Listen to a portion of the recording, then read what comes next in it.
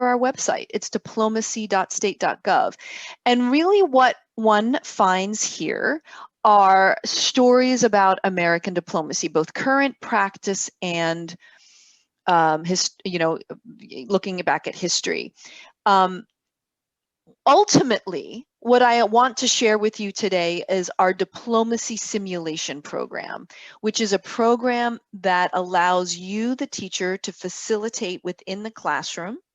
We also facilitate this program as a part of the museum's programming.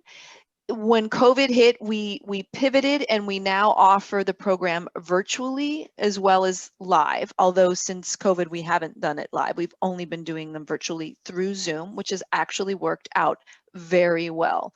And we have these hypothetical simulations, and we just launched 3 historical diplomacy simulation. So ultimately, that's where I want to end up. Ultimately, I want to share those resources with you. But by way of sort of introducing you to us, here's our website. This is a view. We are an opened museum, although this is a temporary exhibit that you're looking at in what we call our pavilion, which is a part of the State Department. But we are working on permanent exhibits that will ultimately replace what you see here, as well as we have dedicated space beyond those doors in the middle that you see there inside the State Department that will ultimately focus on the history of international relations, and then also a hall that allows visitors to practice and use these skills of diplomacy. So this gives you a little bit about sort of the permanent museum to come. Here we do have online exhibits, and I will show you that, but here are some of them now where you can learn about, in this case, Bringing Americans Home is the work that the State Department did in the global pandemic of COVID-19. And what we do here is reveal for our audiences that a mission of the State Department, which is to carry forth the international relations and the policies set forth by the president. Part of the mission and our duties is to repatriate Americans from abroad if they're in harm's way, to bring them back at home. So this is a 1-minute video that I'd like to play, and let's see if you can hear. Can you hear that? Give me thumbs up. We good? Since the founding of our nation, We're good. Diplomats have worked to assist American citizens overseas in times of crisis. From repatriating shipwrecked American sailors far from home, protecting the cargoes of American merchants in foreign ports, and settling the estates of those who have died abroad. They assisted in evacuations in countries experiencing political upheaval, in war-torn regions, and in the aftermath of natural disasters, such as the devastating 1902 Martinique Mount Pelée volcanic eruption. They provided essential reports back to Washington on global infectious disease outbreaks, helped arrange transportation for Americans from affected areas, and worked with partners to reduce the spread of infectious diseases coming into the United States. In late 2019 and early 2020, the COVID-19 virus created a global pandemic on a scale not seen since the 1918-1919 influenza epidemic. Just as they have for more than 200 years, our nation's diplomats are there to serve the American people as international first responders. The U.S. Department of State is always committed to bringing Americans home. So that just gives you a sense of some of the content. And so here's what we call our Bringing Americans Home online exhibit. I'm going to pop back out of that. Here, let me go back to our home page. And so we have these bite-size, these online exhibits, as well as bite-size stories about diplomacy. And then we also have information, and I will share a little bit more of this under our education tab. But we have this foundational information about what diplomacy is and who diplomats are and the work of the department on our website that you can share with students. So as we broach the information about diplomacy, whether it's historic or current practice, we always have to kind of describe who the State Department is and what we do.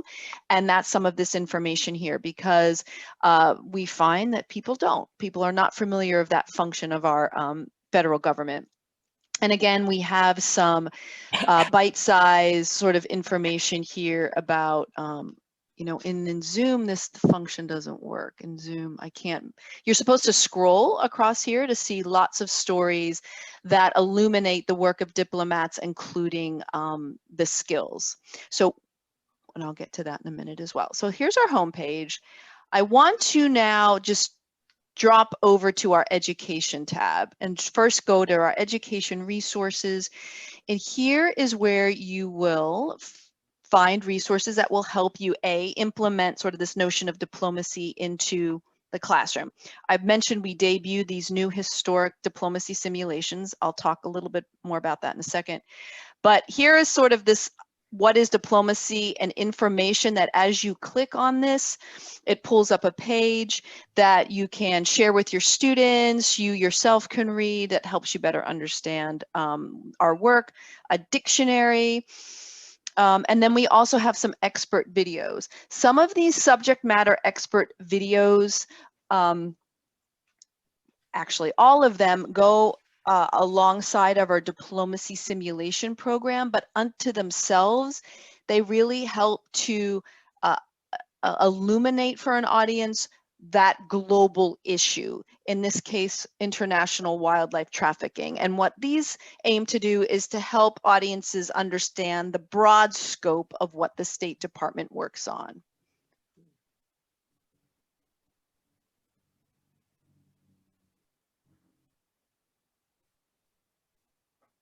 CITES is the Convention on International Trade in Endangered Species of Wild Fauna and Flora. Its purpose is to protect threatened and endangered species. And the way they got at that was through the trade in those species. It regulates the trade in any protected species that is listed on one of the appendices under CITES. Those appendices, Appendix 1, means there can be no commercial trade in a species. That's where you find rhinoceri, you find most elephants. It's a very controlled, tightly controlled trade. Appendix 2 are those that are threatened or endangered but can stand some commercial trade, international commercial trade, but it has to be done under a series of permits. CITES also required that there be documentation, and so you had to monitor the species.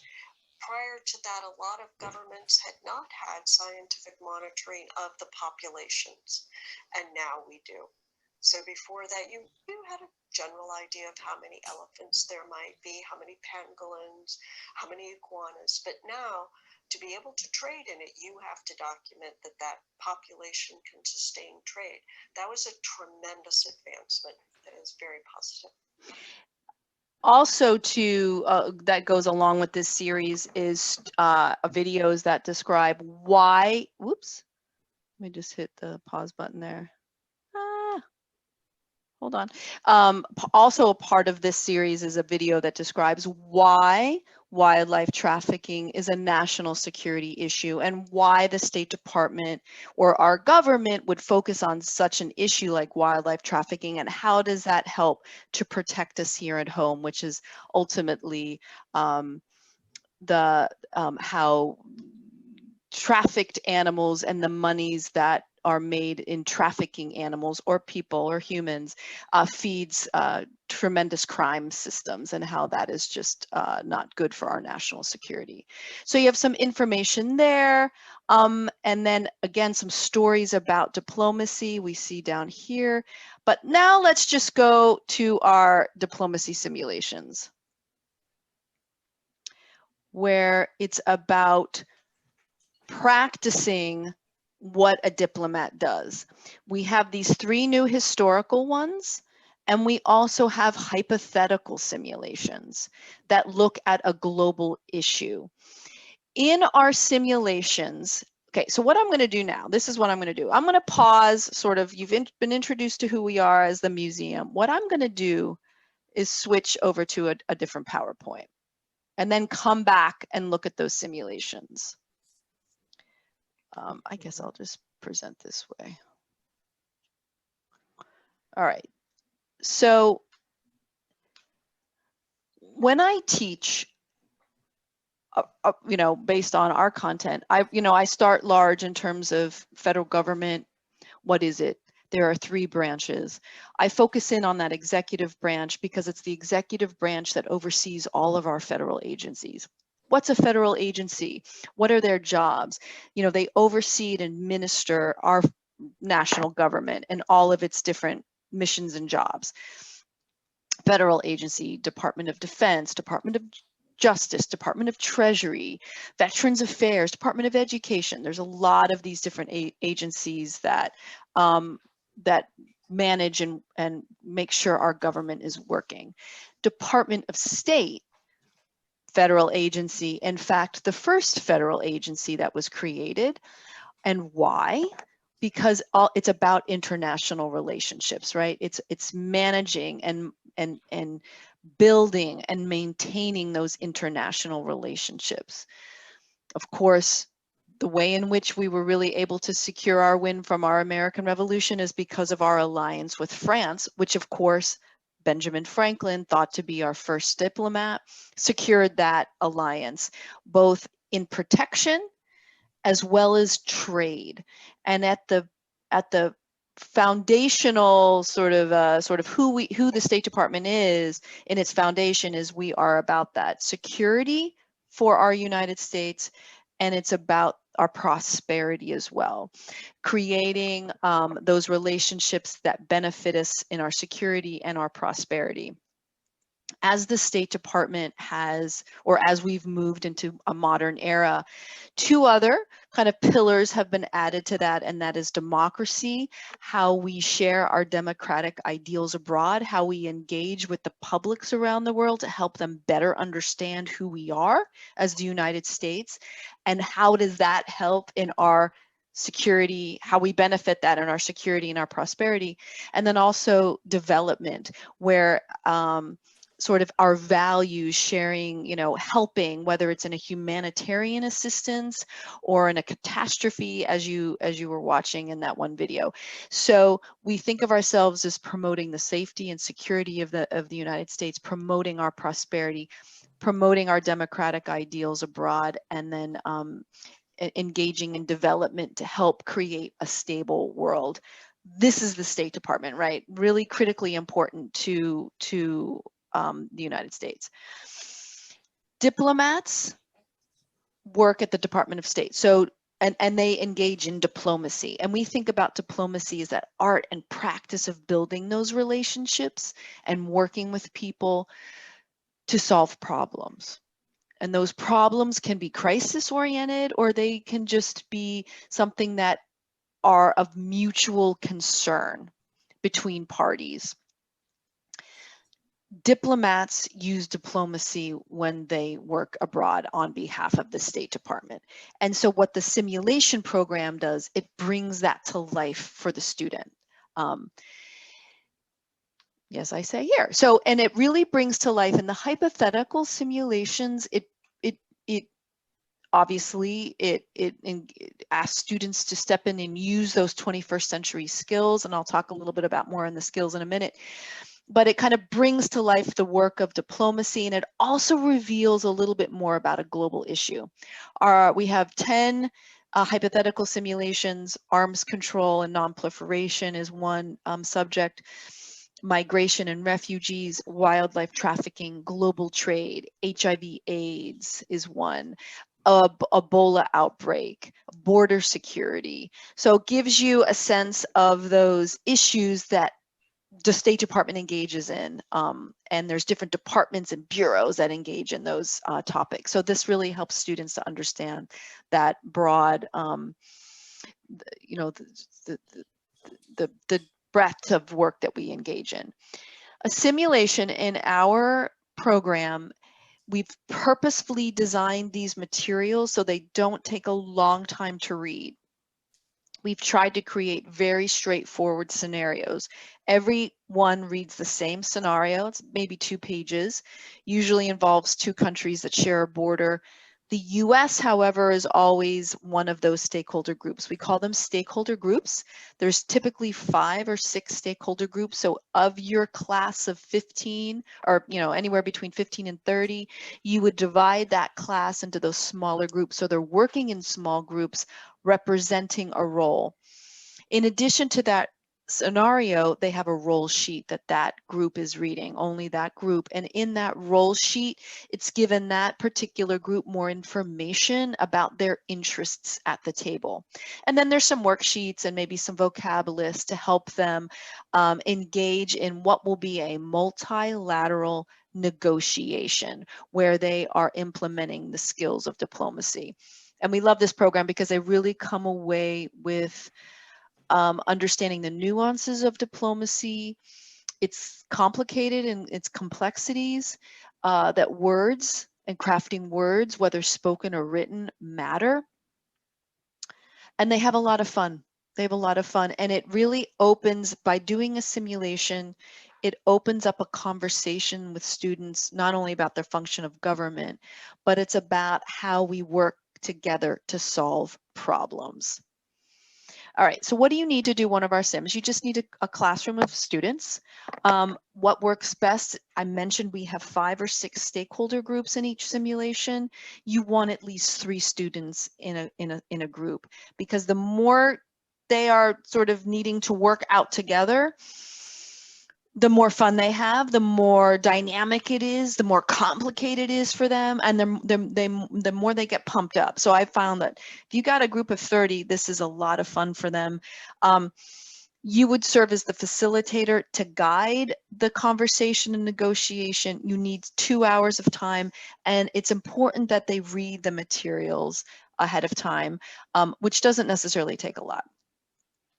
We've talked a lot about the skills. The skills are really at the center of this program. So even though it's our interest to introduce who the State Department is, maybe a global issue, and in the case of the historical sim, it allows them to explore history in a way, maybe some of it they're learning or maybe not, but it allows them to use and apply these skills as if they were a diplomat within the content. So the skills are really the thrust, because they're kind of co-creators here, right? They're bringing to life this scenario, and they themselves are bringing their informational skills. They've got to understand what's going on. They've got to be able to understand what they want and what their interests are according to the role they play, and they've got to be able to articulate it. They've also have to be able to understand what others want, so it requires them to use those communication skills to ask others, well, what do you want and how best you feel we could work together? So it really requires some thinking. The rational, the top, it's about finding through that communication and understanding what's happening. It's finding those areas of common ground, those areas where interests overlap. Even though those role sheets give them some ideas, often they take and they shape them and they make them their own, which is completely fine. There's lots of room in our program for their own creativity to come into play. And for them to step forth into that leadership role where they reach an impasse and things are stifled, where they can sort of step in and be that leader to try and help other parties come back to the table and see where they can work together. And then the operational skills, we think about ways to be the creative, to manage the time, to manage the resources that they are given in according to the materials, and to also understand that in diplomacy, even though it's about the common ground and seeking solution, it's about advocating for what you want. It's about advocating for your interests. Our U.S. diplomats, whether in history or currently, they are there advancing the interests of the United States and the American people. And that's what they are charged to do in our simulation program. Here are some of the skills.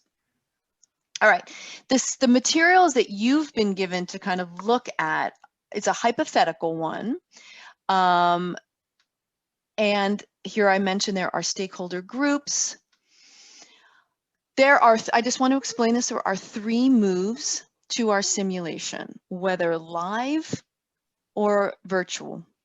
The first move, we call it, is the stakeholder meeting, where every group is meeting together, preparing, reviewing the materials, understanding what they want, preparing for an opening statement so they can lay out for others what that group wants and how they anticipate working together and moving forward.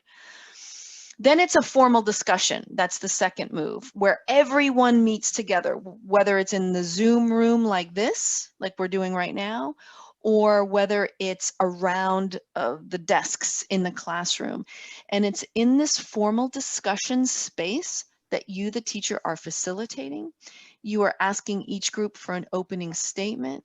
And what you are, in a sense, doing is helping them understand in laying out what they want, what are viable possible solutions, and so that everybody is hearing what they are presenting as a potential solution that then can be negotiated or discussed.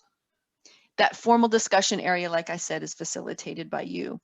The third move is the negotiating room or the informal discussion. In Zoom, like the stakeholder meeting and the negotiating room, they're chat rooms. It's just creating chat rooms. The stakeholder meeting, just to reiterate, is just the team. In the negotiating room, it's one member from every team. So it's like these mini negotiating rooms, and it's in this space that then they have to begin to work together to negotiate based on the ideas and the interests that they have. It's up to them to communicate and listen and ask questions and find those areas of commonality. That is not facilitated by you. That is driven by them, and that's made very clear to them in an introduction of this program. In the live version of that negotiating room, that is simply them moving around the room freely, talking to whatever group they feel they want to speak with in order to advance agendas. And so the simulation moves between the stakeholder meeting, the formal discussion, and the negotiating room or informal discussion. So it moves between those 3, what we call moves. So here's an example of an agenda: introduction, introducing, which is what I'm kind of offering you right now. This is sort of a format of offering an introduction, explaining what this is, explaining the moves, explaining the skills and what's expected of them to use. Introduction, stakeholder meeting where they prepare, the first formal session or opening statements, moving into a negotiating room, having a private stakeholder meeting to debrief what happened in those negotiating rooms because they were separated as a stakeholder group, and then coming together for some final statements to see where we are. Now, depending on how much time you have, this agenda can expand as needed, and that's all in our introduction materials. Groups are asked to prioritize actions, pick someone to represent them in an opening statement, and their job is to negotiate and prepare and form allies. In all of our materials, there are ideas for solution making. So what we're asking them to do in terms of presenting some solution ideas, it's embedded in the materials, okay? So it's there for them. They can certainly come up with their own ideas. They can certainly, and they will morph as the negotiation and their experience together progresses, though the ideas of how they want to approach the solution morphs, and that's completely to be expected. But in the case of your simulation that you viewed, these are some of those possible solutions that, according to who they play, they may or may not find a solution that they would want to pursue. In guiding the students in a negotiation and asking for what they want and thinking about how to work together, it's kind of thinking specifically, you know, it's easy to know what you want, but let's think a little bit more deeply about what it is that you want. What are the resources that you need to accomplish that which you want? Who can help you? When does this action need to commence? How immediate is it? How urgent is it?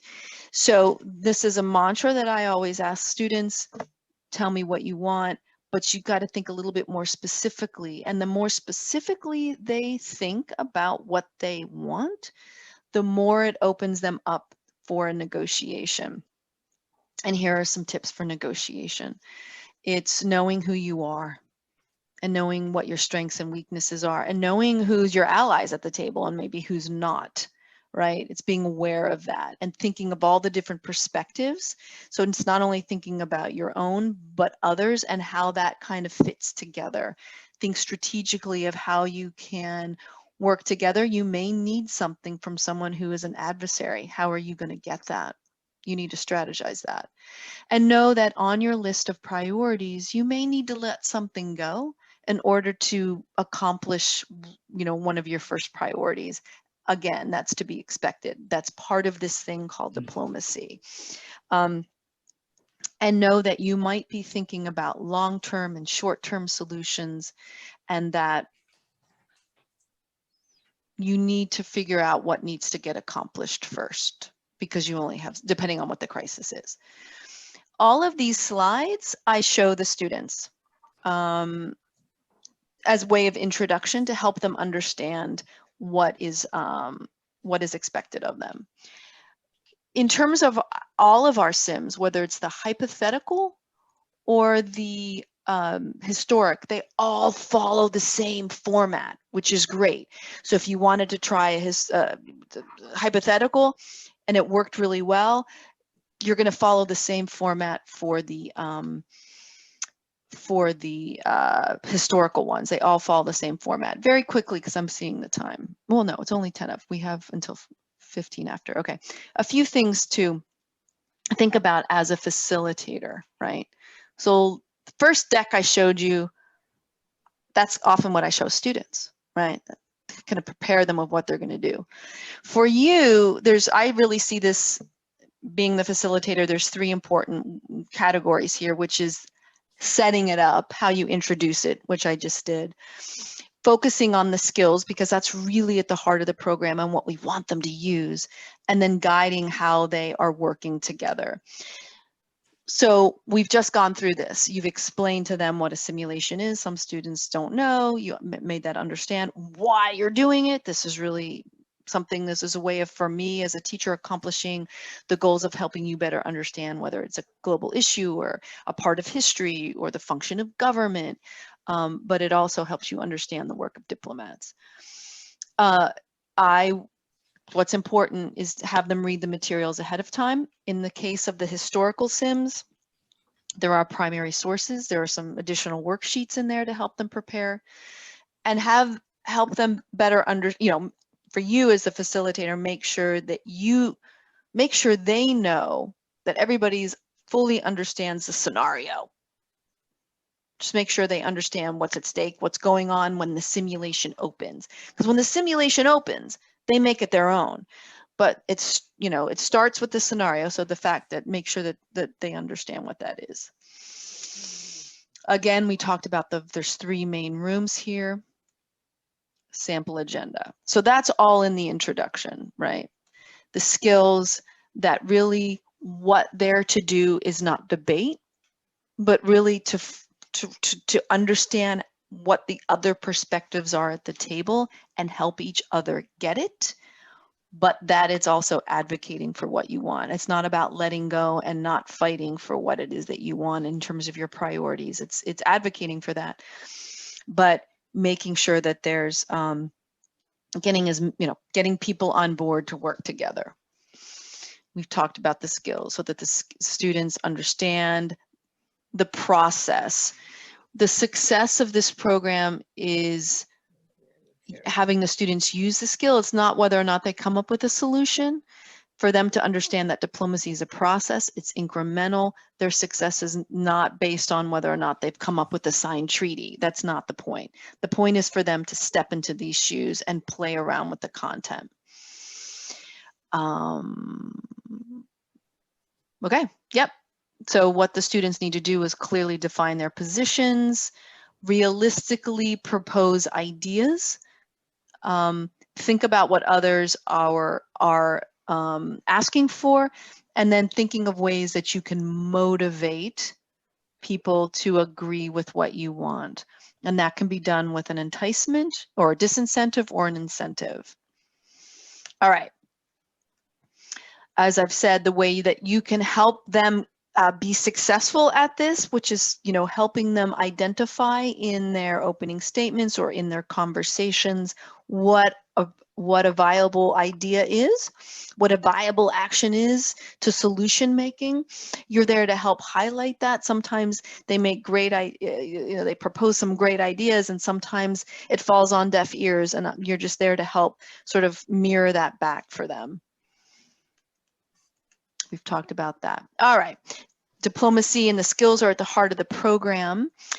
Students will use these skills within their small group as well as with the folks around the table. So it's diplomacy all the time. Once I've started the program, and that is with the opening statement, so I've offered an introduction, the students have prepared in their first move in the stakeholder group, then we have opening statements. I draft an agenda to make sure I'm falling within the limits that I have for the simulation itself. You're there to help students find those possible solutions, and when they collapse into debate, you are there to help point out, like, well, I don't hear any proposals being presented. That's where this focus needs to be. You can sit here and debate ideology, but that's not going to get us to where we need to be. If you find that something is confusing, it's probably confusing to others, so it's completely appropriate that you kind of insert yourself, although you are not a part of the conversation or the negotiation, you're an objective listener. It's absolutely appropriate that you interrupt to make sure that they are understood in what they're saying. You're there to catch it if it falls into debate. I can't read what that's come up.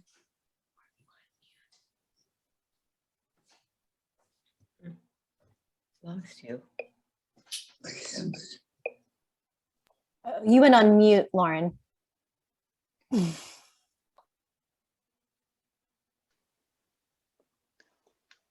you hear me now?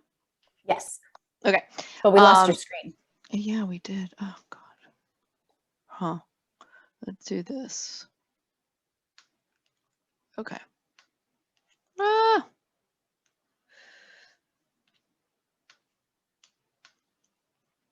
There we go.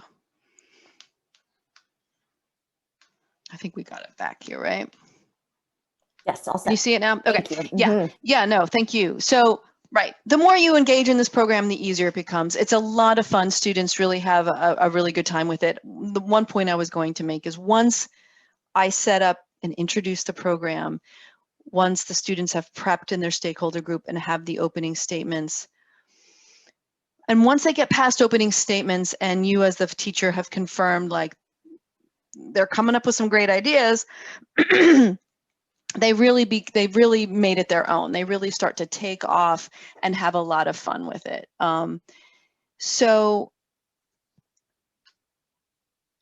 the new program that we have are our historical ones. And I know a lot of you focus in on history. We've developed these with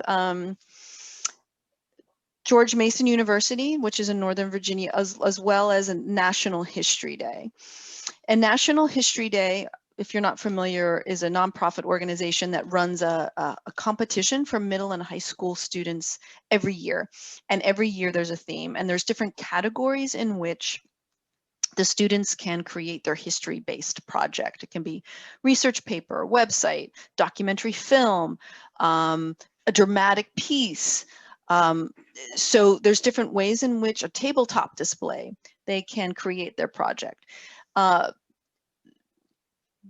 Next school year, so the school year of 2021/2022, National History Day's theme is debate and diplomacy. So there's going to be a lot of resources flowing out, you know, starting like this summer, that really help teachers explore what diplomacy is and ways in which to bring it into the classroom, whether or not you are working with the National History Day theme or not. So we've launched these three, which look at three different time periods: the Barbary hostage crisis of 1794, the Spanish and American conflict of 1898, and the Suez Canal crisis of 1956. I'm getting a lot of questions about why we're calling it the Spanish and American conflict of 1898. We call it conflict because the scenario, as I mentioned, right? You want to make sure everyone understands the scenario. It begins with the explosion of the Maine. So there is no war yet, really. The students are placed in the roles where they are kind of looking to, what are you going to do? It's not even, I mean, you know, we're trying to hope that they don't go to war, right? But what are you going to do? How are you going to deal with the situation that's now happened? So that's why we've called it a conflict. Like every other simulation that we have, it has a landing page. That landing page offers that simulation scenario for you, the teacher, to read. Some of the primary sources that are included are along the side there. It also puts the the scenario in context of the U.S. history a little bit. And it also offers a glimpse into the State Department at that time. And then you see some additional resources that you can click into, primary sources. And then there is it's a zip file. So I'm not going to click it because it's really just going to send you to where you can sort of download the different materials. And those would include the scenario, the roll sheets. So once you've distributed that scenario to everyone, you've put your students into groups. And in this case of the Barbary Pirates, the US, it's the Barbary states of Tunis, Tripoli, and Algiers. And oh my gosh, I'm forgetting. It might be Britain. I can't even believe I'm forgetting. Or it's Morocco, and Morocco. It's not Britain, it's Morocco. So each group gets a roll sheet. There's worksheets. There's the primary sources in there. So, and those are sort of separate files, so you can easily share what you need to with what student digitally, or you can just print them out and then distribute them, you know, however you, however best suits your classroom needs. Lauren, real quick, there was a question about the age for some of these materials. Could you revisit that real quick? Yeah, for these, I have worked only with high school on these historic sims. I haven't used them with middle schools. The hypotheticals I've used with middle school, 7 and 8, 7, 8. And I have not done that with the middle schools with these. My sense is, having done these sims for a long time, the younger you go, the more simple they can do it. They can absolutely have fun with this. The only thing that you need to do as a teacher is to make sure they understand the scenario and what's expected of them. That's it. And so they just might need some more prep time getting ready to play the role. Older students don't need as much time. And with the hypotheticals, because I just launched these and I've test driven them, but I haven't used them as much as I've used the hypotheticals. But with the hypotheticals, I've used those with 7th graders all the way up through graduate students. And why I mention that is because it's a flexible experience. So depending on who the audience is and what they know, they bring that to the experience. And because there's so much of themselves that they are putting in terms of exercising those skills or coming up with possible solutions, they bring to it what they know. And what a 7th grader knows versus a graduate student, those are two different things, right? But they still bring to, but it still works. They still are eager to use those skills of diplomacy and negotiating because we all use them all the time. And that's another point that I make. I mean, you know, you are constantly asking for what you want. You know, you are. I mean, the power dynamic might be different when you're 14 versus when you're older, because you're asking your parents and that power dynamic is different, but you're certainly doing that with your friends. You're advocating for things all the time. What's your strategy in doing that? And that's really what this is about. It's understanding why you're asking for what you want, which is sort of understanding, in this case, sort of the historical motivation of that. What we've also included here to help prepare the students are videos with historians that prepare the students. And I think in the playlist, I think it says, I can't see it because of my toolbar. Let me see if I can move it.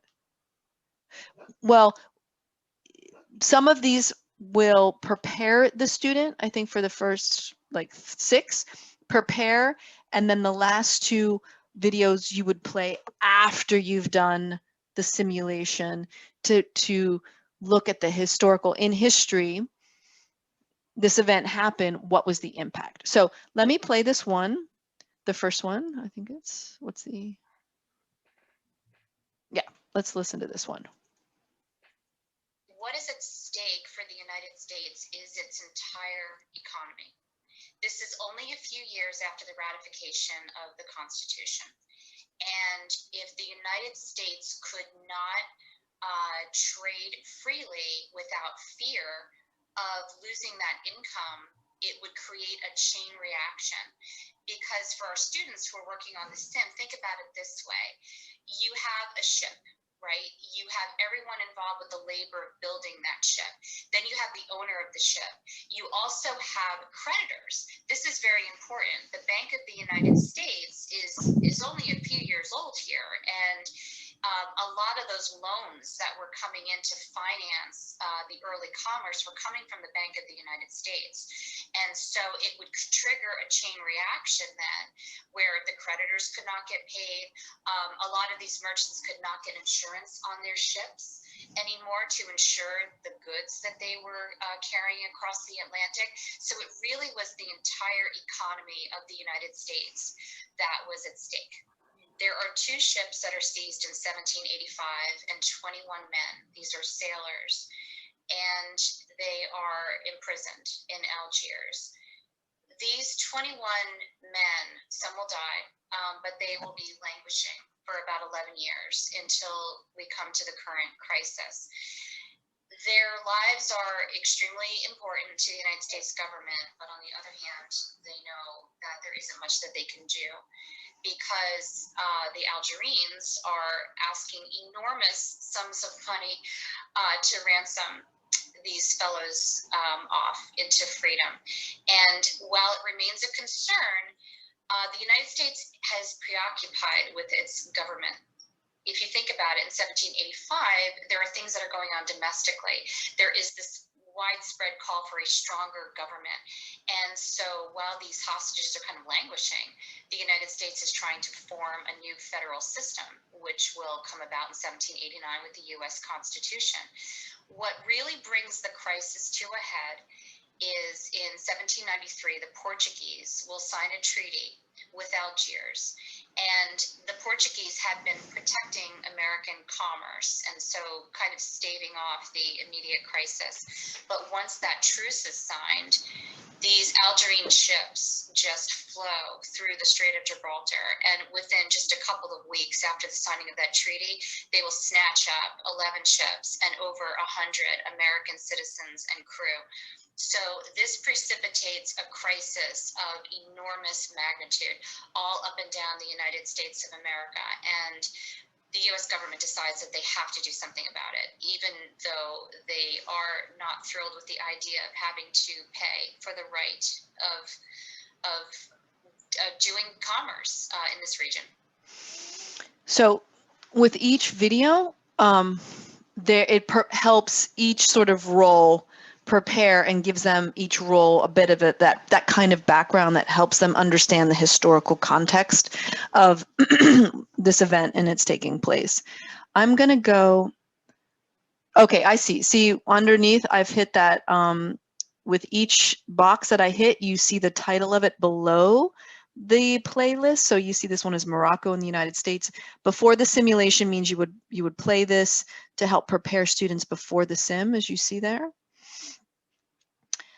This one is the immediate aftermath of the Barbary conflict after the simulation. So, and there's 2 after sim videos, and that's pretty much the case for all 3 of the historical sims. I'm going to play this. We've really tried to keep these videos to be less than 3 minutes. I believe this one might be slightly longer.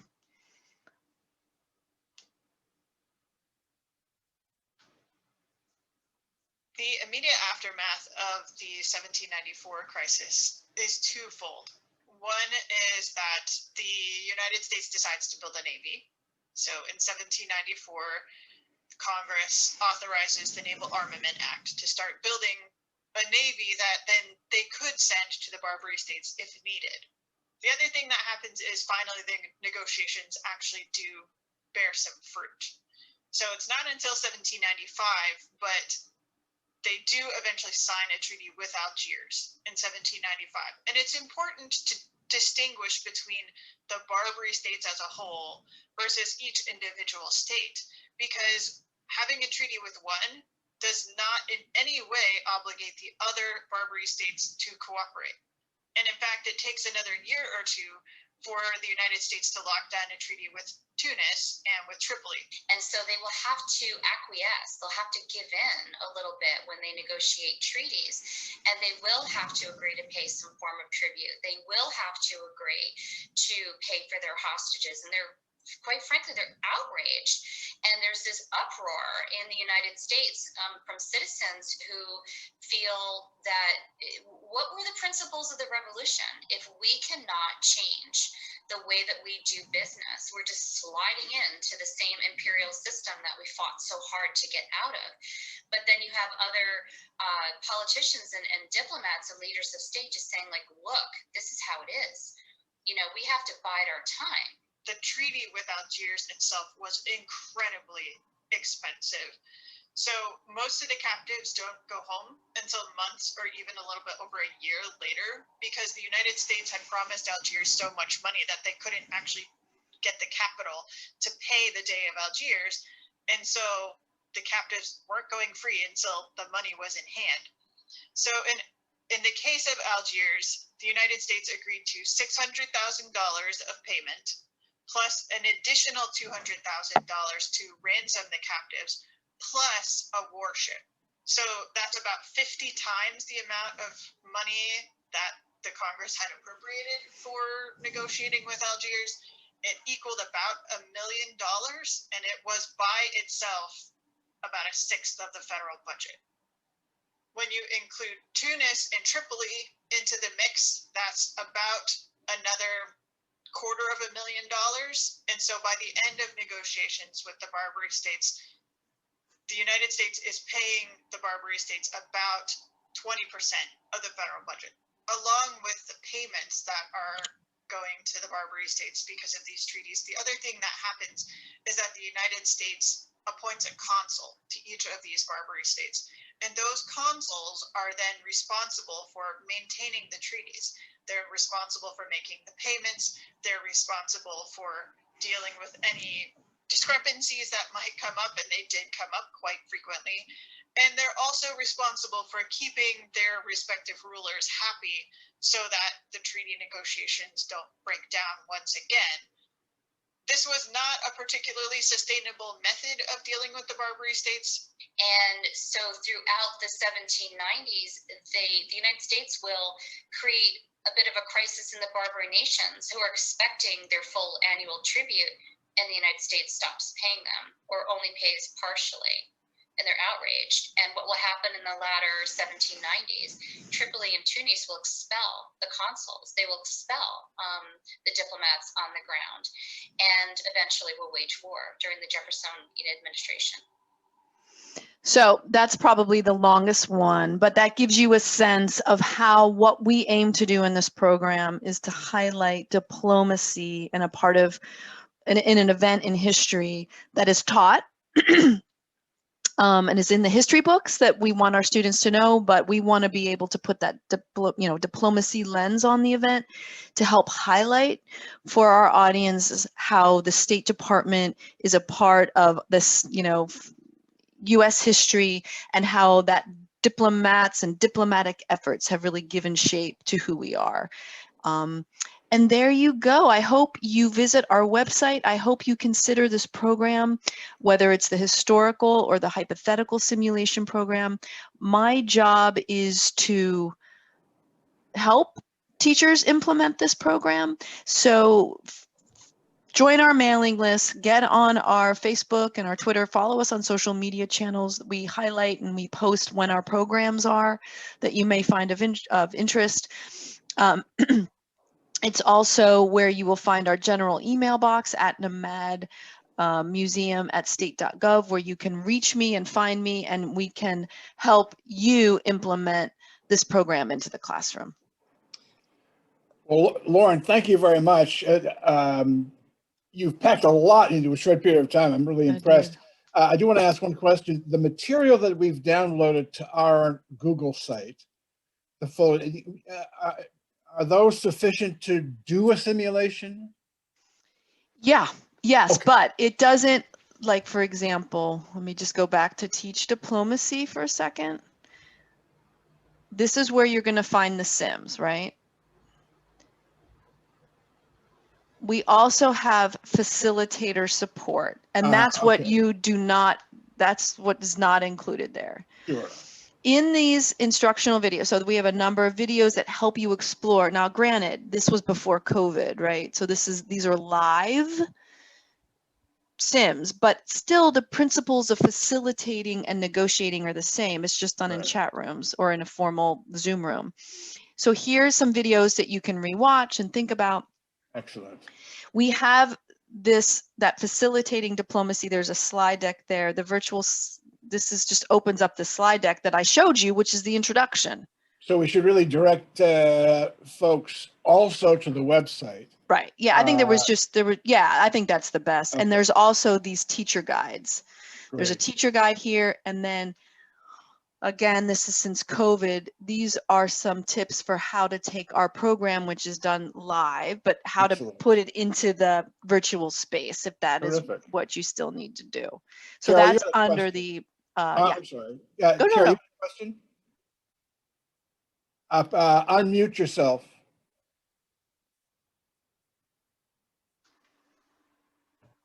There you go.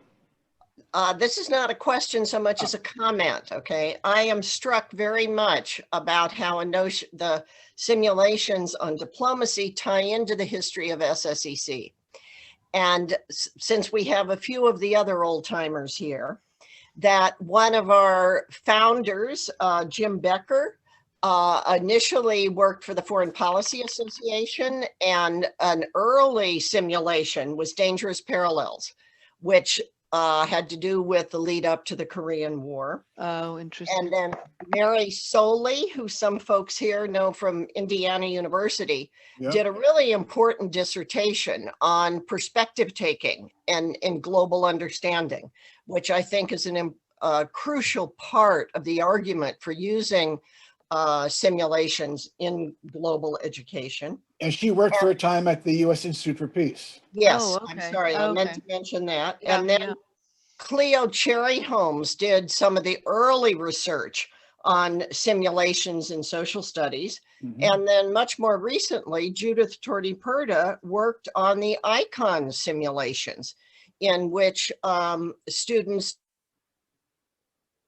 We just dropped her. No, that She may be back. But there is a rich history within SSEC of simulations. Students learn from and make meaning during simulations. Okay, make meaning. Extended research on simulations in learning. Yes. So there's certainly research to be done on lots of new programs like the one that Lauren's been describing here. And Lauren, I need to mention to you, after the session in the following couple of days, I'll contact you about the video. And I also want to be sure to get information about the simulations on the SSEC website, Facebook, Twitter, to be sure that the word goes out for that. That would be great, yes. And in part because this program comes with me. So I am here to help people. I mean, we're just not putting it up and letting people, you know, figure it out on their own. That's why Sure. and in this fall, we'll be sponsoring a number of professional development sessions, that to say just trainings, just opportunities for teachers to join us at a particular day and time that's, you know, works for teachers, so they can learn more and we can talk more about facilitating. Because I think that's, people believe in the program, but they're just nervous about what does it mean to do it. Yeah. Yes, and be sure to let us know what that I will. schedule is, because then we'll get that on the SSEC calendar as well. We so will. that people know about that. Outstanding. Well, Wonderful. Lauren, I really appreciate your presentation. It was, I mean, it was wrapped. And I can't wait to get it was a lot of talking, and I can't wait to get this up on our website so that other people who couldn't be here today have the benefit of that. So we'll process that. I'll do some lovely editing so no one will see my goof up about recording. No worries. It's the wonders of video editing. And again, thank you very much. You are so welcome. For, thank you, and for Dean for reaching out. I really appreciate it. I think we should become friends, so let's stay in touch. I would love to help feed you guys some good content. And maybe at some point, I just throw this out, we bring a diplomat on as a part of a teacher. And I think Dean and I talked a little bit about this, where professional development, where I can also have a diplomat who in fact their job is to work abroad to complement the program as well. Yeah, in fact, we've started a series of webinars. Yes, that's I think Dean was saying. So, sir, I mean, there are a lot of possibilities here. A lot of possibilities. So keep me in mind. And the board will be talking about that. Thank you all very much. And I know Thank you. I appreciate it so much. Thank you very much. Have a good day. Good conference. Bye. Thanks, Lauren.